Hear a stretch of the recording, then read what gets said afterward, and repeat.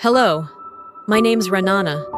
A few months ago, my parents told me to go die, right after my sister lost her job. They blamed me, threw me out of the house I helped them pay for. But what hurt more wasn't the screaming, it was the years before that. The quiet erasing, the fake documents, the debt in my name, the email my own father sent to sabotage my career. How do you survive a family that wants you gone, but never admits it out loud? Keep watching, and I'll show you how I turned the tables. It started at the dinner table. The air was thick, not with food, not even with words, but with something heavier. Thailand was slouched across from me, scrolling her phone, her lips tight with annoyance. She'd been fired that afternoon. No one said it directly, but we all knew. And in this house, knowing was more dangerous than speaking. Mom stirred her soup with unnecessary force, her bracelet clinking against the bowl like a warning bell. Dad, as always, stayed leaned back with his mug of black coffee, looking past the kitchen window like there was something important out in the darkness. Nobody looked at me. I kept my eyes on the salt shaker in front of me, replaying the email I'd read hours ago. The one I wrote, worded carefully for Tyleen's HR complaint, never acknowledged, never used. The same way my help never was. That wasn't new, but tonight felt different. Charged. Like something was waiting to snap. Mom broke first. "So, you just let it happen?" she said, but not to Tyleen. Her eyes drilled into me like I had fired my sister myself. I blinked. "I didn't even know." "Of course you knew," Tyleen snapped. "You always know what people are saying behind my back."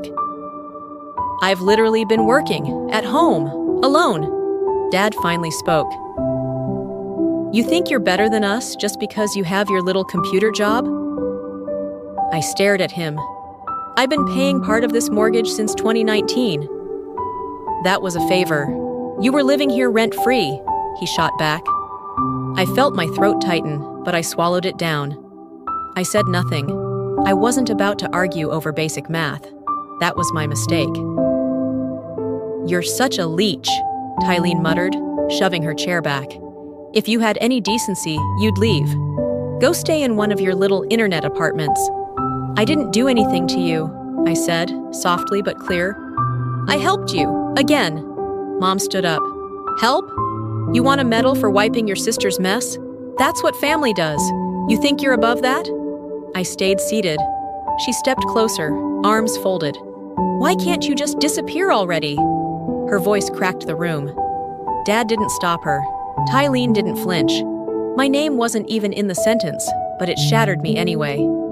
"Just go," she hissed. "Go die if you're so tired of us." For a second, I forgot how to breathe. I didn't scream. I didn't fight. I stood up slowly and walked to my room, hands trembling, but steady enough to grab my bag. The one I always kept ready to leave with, just in case. They followed me. Or maybe they didn't. I don't really remember. I just recall the rain starting outside. That soft, miserable drizzle that soaks you without warning. I stepped out into it, holding a trash bag stuffed with clothes and nothing else. My laptop was gone. When I asked, Dad said flatly, "That's family property." My prescriptions, my documents, even my spare charger, gone or locked away. I had nothing in my hand but wet fabric and a house key that suddenly felt like a joke. By the time I reached the front gate, I heard the lock click behind me. I stood there for a second, maybe two, before walking down the street with no plan, no umbrella, and no pride. Maritza lived 20 minutes away if you cut through the church parking lot. I walked like a ghost. No cars passed, no dogs barked, just that drizzle and the sound of my sneakers on wet asphalt. When I knocked on her door, she opened it in a bathrobe and towel-dried hair. "Did something happen?" she asked. I forced a smile. "Just needed to crash. Won't be long." She nodded slowly and stepped aside. An hour later, I sat curled on her guest couch with a scratchy blanket and a bottle of water. She had gone to bed. The living room buzzed with the low hum of her fridge and the occasional creak of the heater. That's when the weight landed. Not the cold, not the rejection, not even the violence of the words. No, what hit me hardest was the silence. The fact that not one of them tried to stop it. Not one of them said, "That's enough." I sat there for what felt like hours, dripping, staring at the ceiling, hearing Mom's words echo over and over, "Go die." You don't forget a sentence like that. You don't unhear it just because your ears stop ringing. At 9:20, I stood, grabbed my bag, and walked back out into the cold. I didn't want to be there when the house woke up again. I didn't want to be anywhere that made me small. I ended up at the bus stop near the gas station on Main. I sat down, curled the bag around my feet, and stared into the foggy streetlights. Nobody was coming. No ride, no miracle, no sudden apology. Just me, the night, and a silence louder than anything I'd ever known. I don't remember falling asleep. Maybe I didn't. Maybe I just passed out from exhaustion. Emotional or physical, hard to say. All I know is, by the time my eyes opened again, a soft gray light was leaking through the blinds of Maritza's guest room. The room was clean, quiet, impersonal. Beige walls, a folded towel at the foot of the twin bed, a framed print of a cactus above the dresser. Not one thing in it belonged to me. Not even the scent. It smelled like lavender detergent and someone else's piece. I sat up, still wearing the same clothes from 2 nights ago. I hadn't showered. My bag sat on the floor like a dead limb, half-zipped, holding the same things I carried out of my parents' house, none of them useful. I didn't cry. I just noticed the silence again. Not loud this time, just thick. In the kitchen, Maritza was already up, clinking around dishes like it was any other morning. The smell of buttered toast floated in from the hallway. "Morning," she said with a brightness that felt borrowed. "Hey!" My voice scraped.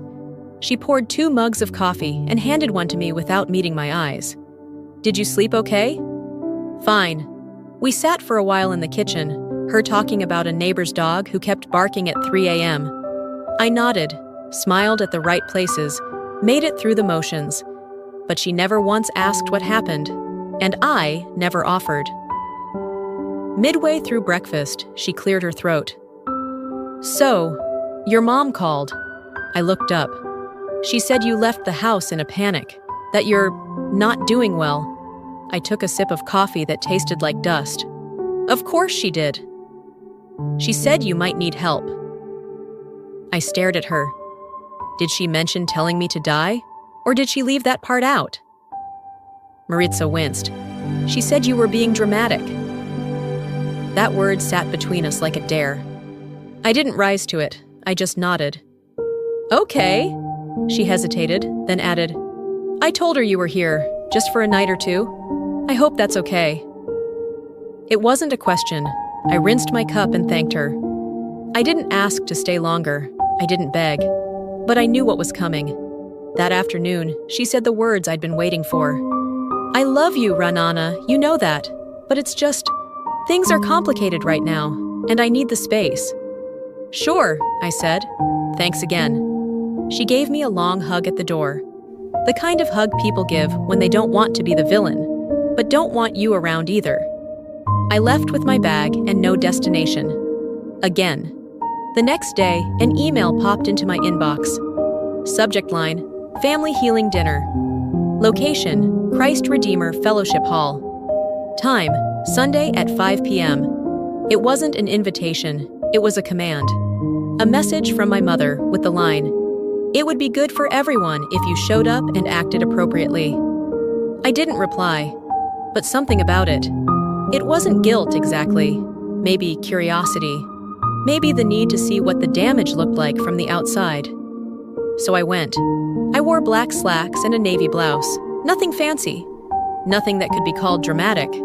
The church was decorated like someone had Googled non-denominational healing aesthetic. White candles, folding chairs, a banner that read, "Together Again." I walked in quietly. Heads turned, smiles were forced. And no one, absolutely no one, acknowledged the fact that 3 nights ago, I'd been tossed out like a used napkin. Lorinda was at the front table, shaking hands like a senator. Vernon leaned against the back wall, arms crossed, wearing the same detached expression he wore the night I left. Tylene found me first. Of course she did. There you are, she said, all sugar and performance. You're so strong, sis. She wrapped her arms around me before I could react. I didn't hug her back. She pulled away, still smiling for the audience. So proud of how you're handling everything. I didn't answer. I couldn't. I was too busy trying to stay upright in a room that had decided my absence never happened. I found a seat near the back, watched as they played a slideshow of family memories. None of them included me. People clapped. A few whispered condolences about the misunderstanding. Someone passed me a printed program. I opened it. Inside was a family photo, taken a few weeks ago. Smiling faces, coordinated outfits. I wasn't in it. I flipped the page. My name wasn't listed under beloved daughter, just Lorinda, Vernon, and Tylene. As if I'd never been part of it at all. I didn't cry. I didn't tear it up. I folded the paper slowly and slipped it into my purse. Not because I wanted to keep it, but because I needed to remember how thorough they were when they erased me. No screaming, no scene, just quiet deletions. Sometimes betrayal doesn't shout, it whispers in a room full of applause. After the church dinner, I walked back to the place I'd been renting, a room in a shared house near the university. It wasn't home, just a temporary solution, with a lock on the door and enough square footage to sleep without worrying who might open it next. I slipped off my shoes, hung my coat, and stood for a moment in the silence. My purse was still under my arm, heavier now with that program. The one with my face absent, my name conveniently omitted, my entire existence edited out like I'd been some unfortunate footnote in a family album. I set it down on the little desk by the window and stared at it. Then, I turned to the small storage bin I'd shoved in the closet when I moved in. A box that had followed me from every place I'd lived since college. Never unpacked, never touched. I didn't know why I was reaching for it now. Maybe because pretending I didn't care had stopped working. The lid creaked open, revealing a stack of old letters, cords to devices I no longer owned, and one journal. Black leather cover, scuffed edges, bent spine. My name was scratched into the corner with a paperclip when I was 15. I sat on the floor and let it fall open naturally. It landed on a page near the back, creased with a folded corner. March 3rd. I bled on the carpet today. My breath caught. The handwriting was mine, but the words looked foreign now. I read on. Tylene screamed about the laundry. I didn't answer fast enough. She threw the remote, but it missed. Then she slapped me, twice. I didn't cry until I saw the blood on the rug. I remembered the day, vividly, not the hit. That had faded. But the quiet that followed. How I'd been made to apologize for being overly sensitive. How Mom had sighed and said, "Just don't provoke her next time." Dad hadn't even looked up from the TV. I flipped back a few pages. There were more entries like that. None as explicit. Just implications. Bruises without sources. Tension described like weather. Moments I had convinced myself didn't matter. I had never shown this to anyone.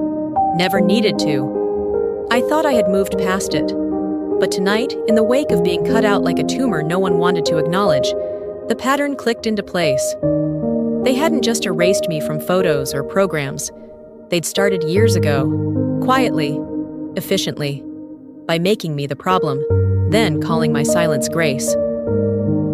I reached for my phone, took a photo of the journal page, and added it to a folder in my cloud drive labeled Untold. Not revenge, just proof. I wasn't crying, not this time. I was tired, sure, but there was a clarity that sat in my chest like a brick. Heavy, yes, but solid. I thought about the times I was blamed for a broken plate, even though I'd been out of the house. The times I'd been sent to my room when the argument wasn't even mine. The phrase, "don't escalate things," being used as code for, "don't defend yourself." It wasn't keeping the peace, it was keeping me quiet. I reached for a pen and flipped to a blank page. She hit me. They saw. They said I was overreacting. I'm not pretending anymore. I closed the journal, slid it back into the box, and tucked it deep into the closet. Then I walked over to my laptop and added the scanned page to the legal folder Jolene had helped me set up. It sat next to the mortgage file, the debt notice I never signed, and the note from Tyleen's former boss, thanking me for my editing help on an HR report she submitted. Each piece wasn't dramatic, but together they formed a truth that couldn't be repainted with apologies or Sunday dinners. I wasn't building a case out of spite. I was building a history they couldn't rewrite. That memory didn't hurt because it was old. It hurt because I still believed I deserved it. The following morning, I woke up with a knot in my chest that hadn't formed overnight. It had been settling there for years. I got dressed slowly, avoiding the mirror. I didn't need to see my face to know what was sitting behind my eyes. After a quick breakfast in the shared kitchen, I made my way to the library downtown. It wasn't far, just a 10-minute walk, but the air had that dry bite only Texas winters manage. The kind that doesn't feel like weather, just warning. I chose a desk near the back, away from the students and their finals week chaos. I needed quiet, focus. There was something gnawing at me, something I couldn't name yet, but my gut was telling me I'd missed something bigger. I pulled out my laptop, connected to the library's guest Wi-Fi, and started digging. At first, I was just checking on my accounts. I'd gotten into the habit ever since being pushed out of the house, half out of paranoia, half out of necessity. But as I scrolled through the familiar logins, I paused. A tiny voice in my head whispered, "What if your name's already been used somewhere else?" So I opened a public financial record database, one I remembered from an old job. I typed in my name, my last known address, and the state. 2 entries popped up, small business loans, both delinquent, both under my social security number. I stared at the screen. One had been opened while I was still abroad, presenting at a data conference in Berlin. The second was listed as joint use, linked to an address I hadn't lived at in nearly 5 years. My fingers hovered over the keyboard, cold but steady. I downloaded the records and saved them to the same legal folder I'd been quietly building. I didn't cry, didn't panic, because deep down, I already knew. Tyleen, she had access. She always found a way to have access, and she was bold enough to think she could bury it under the idea that we were family. I left the library 2 hours later and walked a few blocks to a small coffee shop I liked. Quiet, unassuming, the kind of place where no one asked what you were working on. There, I opened my old Gmail account, the one I hadn't touched in years. Just curiosity at first, then habit, and then there it was. A chain of emails between Tyleen and a coworker, dated around the same time I'd helped her tweak her resume. I remembered reviewing it late one night, fixing the wording so it sounded less angry, but still strong. Her words, not mine. The email thread wasn't just work banter. It was condescending, dismissive, casual in the way people are when they think no one will ever read their words. If anyone asks, I'll say my sister helped double-check the numbers, but I made the decisions, obviously. Further down, one line stood out. I told her it was just data cleanup, but she basically rewrote half the report. Oh well. I sat back in my chair. So that's what I was to her. An invisible assistant. The person she used when she needed polish, then discredited as soon as the ink dried. I forwarded the thread to my main inbox, attached a note, for lawyer only. That night, I scheduled a meeting with Jolene. When I walked into her office the next morning, I didn't start with tears or a rant. I just opened my laptop, pulled up the folder, and turned it toward her. These are the files I've collected: identity misuse, potential fraud, and an ongoing pattern of reputational damage. Jolene looked through them carefully, her fingers moving steadily over the trackpad. She nodded slowly. We can work with this. No lawsuit yet, but a declaration of ownership, identity protection, and if necessary, cease and desist letters. I don't want to take them down, I said. I just don't want to keep being erased. Jolene met my eyes. That's not a small thing you're asking for. I know. We finalized the plan. Document everything. Backup copies, digital timestamps, cross-reference dates and usage. No confrontation, no shouting match in public. Just the quiet building of a case no one could refute. I left her office just before noon, stepping out into a sky that looked friendly, sunny, cloudless. But I knew better. Some days, storms don't come with thunder. They arrive as paperwork. It wasn't just my name she stole.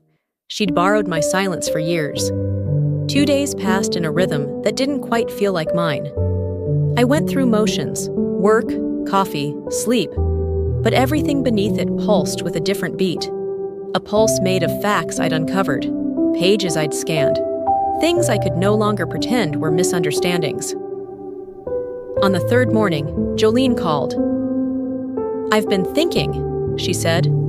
"If your name was ever on the original deed, and we can prove it was removed improperly, that's enough to establish legal leverage." I didn't answer right away. She continued, "Not a lawsuit, not yet, just pressure, strategic pressure." I nodded, though she couldn't see me. "Then we start there." That afternoon, I drove to the bank branch near downtown. The same one where I'd once co-signed a cashier's check, back when Tylene was unemployed and our parents were trying to avoid foreclosure. I remembered sitting beside my mother in the waiting area while she made small talk with the teller about weather and all these complicated adult things. Inside, I waited at the front desk while a young woman, barely 20, paged a supervisor. A few minutes later, an older staff member appeared, her badge reading Noreen. "I think I remember you," she said with a polite smile. "It's been a few years." I explained the situation carefully. She listened without interrupting, then nodded once and walked off to search the archives. 10 minutes later, she returned with a sealed envelope and laid it in front of me. "This was scanned and stored digitally, but this is the original record from the purchase," she said, sliding it over. "It includes both signatures, yours and your father's." I opened the envelope slowly, and there it was. My name, in blue ink, right beside Vernon's. The purchase agreement, the down payment contribution, my initials in 3 places. I didn't smile, didn't say much, just stared at it for a moment longer than necessary. I thanked her, took a photo, and left with the envelope zipped tight inside my laptop sleeve. Back at Jolene's office, we drafted a notarized statement. Declaration of financial interest and co-ownership. No dramatics, no accusations, just documentation. When we finished, I asked her for 2 printed copies, one for my records, one to deliver. By dusk, I was back at the house on Clementine Drive, the house I once helped keep afloat. I didn't knock, I didn't go inside. I simply slid the envelope through the front mail slot, along with a note I'd handwritten the night before. It said, "I won't ask again." I waited for nothing, walked back to my car, drove away. The call came later that night, around 9:30. My phone lit up with a name I hadn't seen on screen since the day they threw me out. Vernon. I let it ring once before answering. "You really think paperwork changes anything?" he said. His voice was clipped, like someone forcing calm through gritted teeth. I kept my tone neutral. "It means I exist, on record, legally, permanently." He snorted. "You always were a handful, you just didn't know when to stop." "I did stop," I replied. "I stopped waiting for you to see me." There was a long pause. I could hear him breathing. "Ungrateful little..." I ended the call before he finished. I didn't throw the phone, didn't scream. Instead, I opened my laptop, scanned the deed a second time, uploaded it to 3 separate folders, and labeled it, "Anchor copy, do not edit." Then I emailed a duplicate to Jolene with a timestamp and digital signature, just in case, because some people don't burn bridges. They quietly build new ones behind your back, hoping you never turn around. They thought I was quiet because I was weak, but I was quiet because I had receipts. 2 nights after Vernon's call, I found myself wide awake at 3:17 a.m., staring at the ceiling. It wasn't the insomnia that bothered me.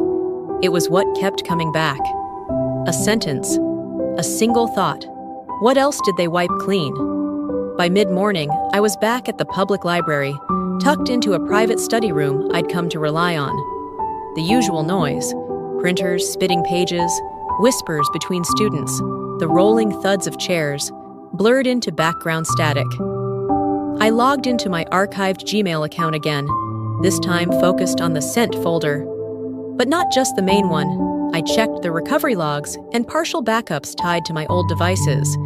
It took longer than I expected, scanning through hundreds of autosaved drafts, half-written messages, and old scholarship essays. And then I found it. Dated April 2nd, 2 years ago. Subject line, formal apology letter, urgent. It was addressed to Tylene's HR department. Every line was careful, measured, professional. The kind of language I'd spent a decade learning how to wield. Soft enough to sound empathetic, firm enough to suggest accountability without collapse. And it was never sent. Worse, the copy had been overwritten with a new draft. One that painted her as a victim of office politics, blaming internal confusion, and vaguely alluding to a troubled sibling as the source of distraction. I froze.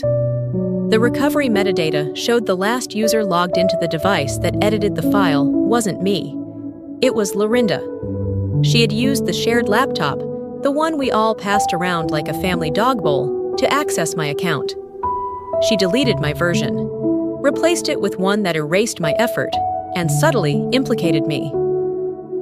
I leaned back in my chair, staring at the screen, hands cold despite the heater buzzing behind me. It was never about truth. It was about optics. Always had been. By the time I returned to my apartment that evening, the sky had darkened into that early winter gray that makes everything feel heavier. I tossed my coat over the chair and pulled up the local records database Jolene had mentioned. A quick search. Name, Renana Ellis. Address, 47 Clementine Drive. No matching result.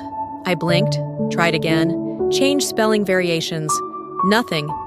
Then I searched the registry for that address. Only 2 occupants listed, Vernon and Tylene. No mention of Lorinda, no trace of me. I called the county clerk's office to verify. After a short hold, a tired-sounding woman confirmed it. We have no active residence listing associated with your name for that property. Looks like a change was processed about 8 months ago. 8 months ago. Before the fight. Before the screaming. Before they told me to disappear. They'd erased me on paper before they ever did it out loud. That wasn't neglect. That was intention. I didn't scream. I didn't throw anything. I just stared at the screen while my fingertips hovered over the mouse, like my body needed a moment to catch up. Eventually, I stood, grabbed a glass of water, and paced for a few minutes. The stillness in the apartment made the truth echo louder. They had cut me out without a word. And if I hadn't been documenting, if I hadn't been curious enough, stubborn enough, I never would have known. I turned to my laptop and created a new cloud folder. Legal, Reentry and Identity Restoration. Inside, I uploaded the recovery log of the deleted apology with timestamps, the registry screenshots, the call transcript from the clerk's office. All of it labeled, cross-referenced, tagged. Then I added a single-line email to Jolene. Silence is done. This wasn't revenge, it was accuracy. Because they hadn't just told the world I was unstable. They'd engineered the proof. And now, it was my turn to engineer something they didn't expect. A version of events they couldn't twist, water down, or smile through at church luncheons. They wanted me out of the house. Now, I was going to remove their version of me from the story. Jolene's number flashed across my phone before sunrise the following Tuesday. I hadn't even poured my first cup of coffee. "There's a problem," she said. I was already slipping on my shoes. 10 minutes later, we sat across from each other in her office, blinds still drawn. Her screen showed a digital copy of a property transfer application dated 5 days prior. My family home. Filed without my signature. No mention of my partial ownership. The listed seller was Vernon. The buyer? A distant cousin I hadn't spoken to in over a decade. A straw buyer, Jolene said plainly. They're trying to move the asset before you can act. She typed quickly, filing an emergency injunction while explaining next steps. I watched her work, absorbing every click, every sentence. My hands stayed in my lap. They thought you wouldn't check, she added. No, they thought I'd still be scared to. By noon, the sale was frozen, temporarily. But the message was clear. They were escalating, and so was I. That afternoon, I took a walk to clear my head. I wasn't far from campus and found myself tracing the path I used to take after lectures. I paused at a bench near the old student center, checked my email, and noticed a reply I hadn't expected. 3 months earlier, I'd applied for a position at a consulting firm in Dallas. I hadn't gotten so much as an interview. I had sent a follow-up last week out of curiosity, not out of hope. The response included an attached memo, redacted, but revealing enough. It read, "This applicant may be emotionally unstable. Family sources report ongoing disputes and mental health concerns. Caution advised." My stomach sank. The phrasing felt eerily familiar. The metadata on the email showed it came from an anonymous account, but the tone, the cadence, the slight condescension, it read like something Vernon would say behind closed doors, like the things he'd mutter over dinner when no one else was around. Words that didn't come from concern, but control. I didn't need confirmation. I already knew. I downloaded the memo and dropped it into the digital file labeled Defamation Internal. That night, I booked a 2-hour slot at a podcast booth downtown, the kind rented by influencers and burned-out grad students. I wasn't going in to make a show. I was building something I could archive, submit, timestamp, something no one could delete. I closed the door behind me, put on the headset, and hit record. "This is for legal documentation," I said. My voice didn't shake. "This is for the person who's been told to be the bigger person over and over until she forgot she existed at all." I spoke plainly. I read the facts. The forged deed transfer, the debt in my name, the deleted apology email, the family registry edit, the anonymous tip that cost me a career opportunity. I didn't name names. I didn't scream, because none of this was for them. It was for the record. I saved the file, uploaded it to Jolene's archive, marked it with the date and title, Restoration Part 1. When I left the booth, the air outside had turned bitter, a cold front sweeping through, the kind that bit at your bones without apology. But something in me had shifted. For the first time in a long while, I didn't feel like I was running. I was documenting, preserving, refusing to vanish. This wasn't just about a house anymore. This was about every version of me they tried to kill without leaving a mark. I didn't rush. That morning, I folded my clothes slowly, ironed the only decent blouse I hadn't boxed up, and laid out a plain envelope on the kitchen counter. The printer hummed behind me, pushing out one final sheet, my own edition. A copy of a thank you email, dated 2 years ago, sent by someone who no longer worked at the firm that had once let my sister carry my words like they were hers. By noon, I was in the car, driving across town under a low-hanging sky. It was Lorinda's birthday. I hadn't been invited, didn't expect to be, but I didn't need an invitation to walk into a house I had helped save. They were already gathered when I pulled up. Cars lined the driveway. I parked on the curb and shut the engine off without checking the mirror. No nerves, no hesitation, just purpose. Inside, the living room buzzed with fake joy, laughter that didn't quite echo. Distant aunts balancing paper plates on their knees. A store-bought cake with pink frosting sat untouched on the counter. My mother stood near the dining table, holding a glass of wine and an expression too neutral to be real. Conversations dropped as I stepped in. Some turned their heads. Some pretended not to see me. Nobody said my name. I didn't explain myself. I walked to the table, placed the sealed envelope down in the center, and said, "Your copy, it's all there." Lorinda blinked. Vernon narrowed his eyes. Tylene looked amused, like I was performing for someone. No one moved to open it. I didn't wait. I turned to leave, but paused halfway to the door. "There's also a copy of the scholarship disbursement in there. It covered $18,400. That was mine." Tylene's smile cracked just slightly. "You're talking about that student fund?" she said too lightly. "Mom said they canceled it because of budget cuts." "Funny, because the funds were paid out, directly toward your credit card debt." I heard a fork clink onto a plate somewhere behind me. I wasn't done. I reached into my purse and pulled out a single sheet of paper, the last page from the print run that morning. "I know most of you don't check your email," I said, "so I figured I'd bring this one with me." I handed it directly to Vernon. He glanced at it, scoffed, and set it on the table without a word. Tylene leaned forward, scanning it upside down. I watched her face shift, just barely, when she recognized the subject line. "Thanks to your sister, I didn't get fired." Her former boss had written it after I ghost wrote the final HR report that saved his reputation. Tylene had submitted it under her name. I never saw my contribution again.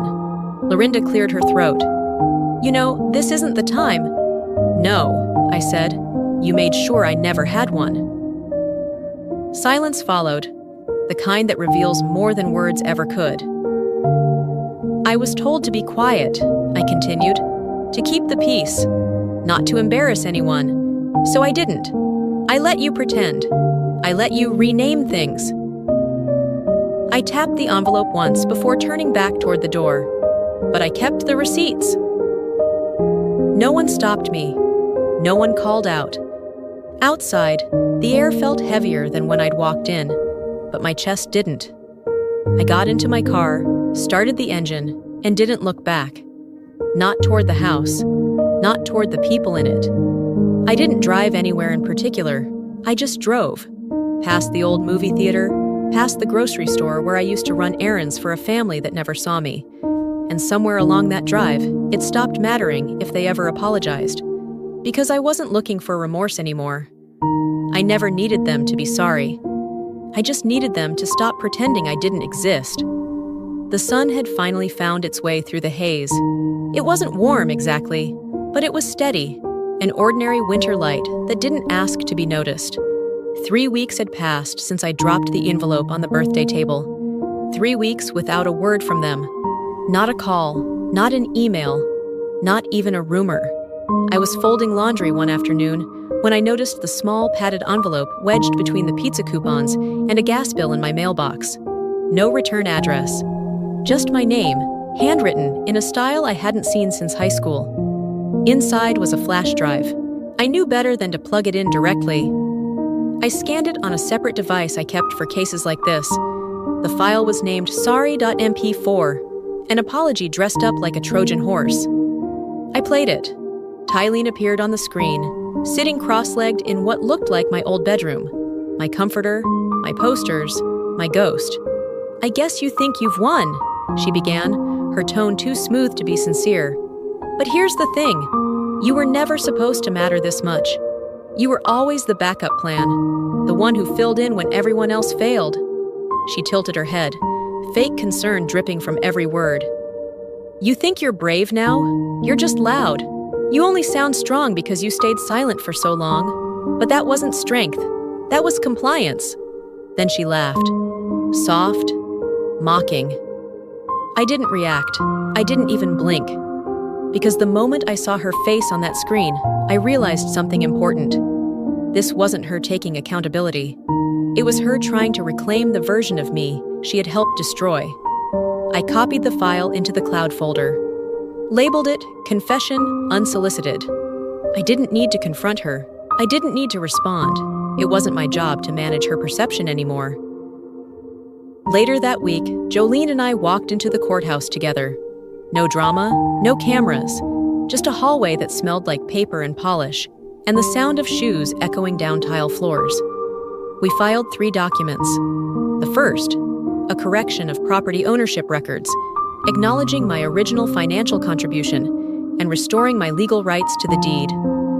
The second, an affidavit affirming identity misuse, tied to the unauthorized debts and digital tampering that had cost me opportunities I hadn't even known I'd lost. The third, a declaration of name reinstatement, removing the quiet legal erasure Vernon and Lorinda had filed behind my back. Jolene looked at me after the last one was stamped and said, "You're officially on record." I exhaled. Not relief, not victory, completion. That weekend, I moved into a small brick house at the edge of town. 1 story, no shared walls. A garden out back I wasn't sure what to do with yet. I unpacked slowly. No rush, no audience.